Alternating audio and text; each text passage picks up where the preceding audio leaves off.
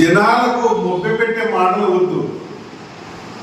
ఒక మాజీ ముఖ్యమంత్రి వర్యులు, ప్రస్తుత ఎమ్మెల్యే అతను జగన్మోహన్ రెడ్డి గారు, ఆయనకు చంద్రబాబు నాయుడు గారు ముఖ్యమంత్రి సెక్యూరిటీ తగ్గిండేనో ఇంకోటో చెప్పే విధంగా ఉండదు. ఎందుకంటే మీ పార్టీకి మీ మాజీ ముఖ్యమంత్రి వర్యులకు ఒక క్రమశిక్షణ ఉండదు.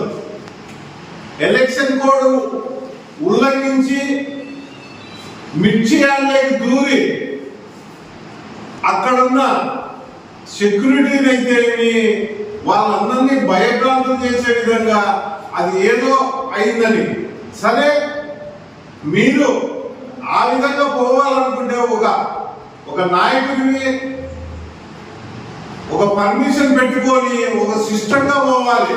ఎలక్షన్ కోడ్ లో మీ బుద్ధి పుట్టినట్టు పోయి ఈరోజు సెక్యూరిటీ తగ్గిందంటే, సెక్యూరిటీకి ఎవరికైనా కానీ ఆ రోజు గతంలో మా నాయకుడు చంద్రబాబు నాయుడు ముఖ్యమంత్రి గవర్నమెంట్ కూడా సెక్యూరిటీ తీసేసినారని ఆ రోజు చెప్పాము. కానీ అదంతా సెంట్రల్ వింగ్ లో ఉంటుంది, అది గుర్తు చేసుకోవాలి. మీరు ఏదో ఉంది కదా అని ఎన్డీఏ ప్రభుత్వం పైన తోసేసి, అదే విధంగా పవన్ కళ్యాణ్ గారి గురించి చంద్రబాబు నాయుడు గారి గురించి ఇంకొక మాట మాట్లాడాడు. ఒక అమ్మాయి అమ్మఒడి అడిగిందని ట్రోల్ చేశారని వెంకట్రామరెడ్డి గారు మాట్లాడుతున్నారే. వెంకట్రామరెడ్డి గారు, మీకు మనం సూటిగా ఒక ప్రశ్న అడుగుతున్నాను. అమ్మఒడి ఒక ఢిల్లీ పబ్లిక్ స్కూల్లో చదివే ఈ కుటుంబం, ఈ అమ్మాయి అమ్మఒడి అడిగిందా? నువ్వు ట్రోల్ చేస్తే ఇంకో విధంగా మాట్లాడుతున్నావే. కానీ మీరు అబద్ధాన్ని పదే చెప్పినప్పుడు ప్రజలకు తెలియజేసే అవసరం కూడా మా పైన ఉంది. కాబట్టి మీరు తప్పుడు సమాచారాన్ని, తప్పుడు వ్యవస్థలను చెబుతున్నారు కాబట్టి చూపించాల్సిన అవసరం వచ్చింది. ఎందుకంటే వీళ్ళు ఢిల్లీ పబ్లిక్ స్కూల్లో ఫీజు ఎంత మాకు తెలిసి ఇంచుమించుగా 2 లక్షల రూపాయల పైన ఉంటారు. అలాంటి వాళ్ళు అమ్మఒడిని అడిగారని దాని గురించి మాట్లాడుతున్నారు.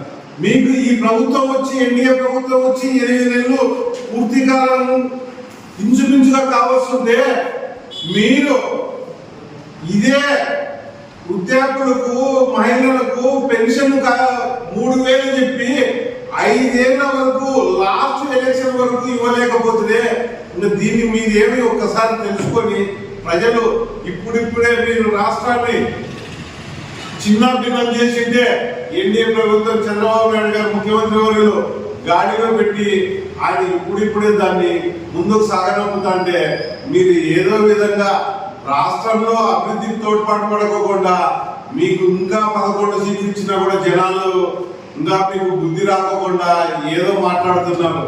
నిజంగా కూడా మీరు చేసిన పాపానికి ఈరోజు రాష్ట్ర భవిష్యత్తు ఎలాంటి పరిస్థితి ఉందో ఈ దేశంలోనే అందరికీ అర్థమవుతుంది. మా నాయకుడు ఈ రాష్ట్ర ముఖ్యమంత్రి వర్యులు సమర్థవంతులు కాబట్టి ఎన్డీఏ కూటమిలో ఆయన కేంద్రం నుంచి నిధులు తెచ్చి రాష్ట్రాన్ని ముందుకు పోయే విధంగా కొనసాగిస్తున్నారు. కాబట్టి ఈ మాత్రం ముందుకు పోతున్నాము. ఏ ఇబ్బంది లేకుండా జరగబోయే రోజుల్లో ఒక పక్క అభివృద్ధి, ఒక పక్క సంక్షేమము, దీంట్లో ఏ మాత్రము ప్రజలకు ఎటువంటి మీ ఏ ప్రతిపక్ష వాళ్ళు చెప్పిన మాట ఏది నమ్మద్దండి. ఖచ్చితంగా చెప్పిన మాట నెరవేర్చడమే మన ముఖ్యమంత్రి చంద్రబాబు నాయుడు గారిది